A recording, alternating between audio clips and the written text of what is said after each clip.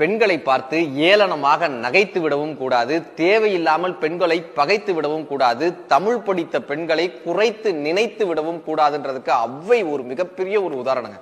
ஒரு புலவர் ஔவையை கிண்டல் செய்யணும்ன்றதுக்காக கேட்கிறாரு, ஒரு விடுகதையா கேட்கிறாரு, ஒரு காலடி 4 இலை பந்தலடி அது என்னன்னு. இந்த டி போட்டு பேசினது அவங்களுக்கு பிடிக்கவே இல்லை. ஒரு காலும் 4 இலை பந்தல் போல் இருப்பது என்னன்னு கேட்கிறாரு.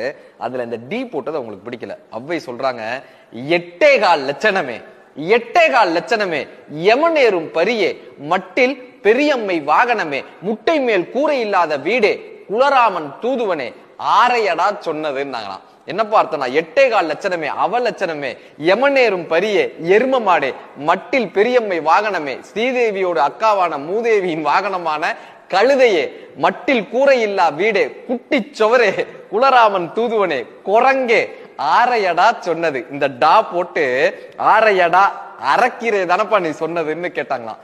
பெண்களுக்கு கண்கள் மட்டுமல்ல, கவிதையும் ஆயுதம் தான்.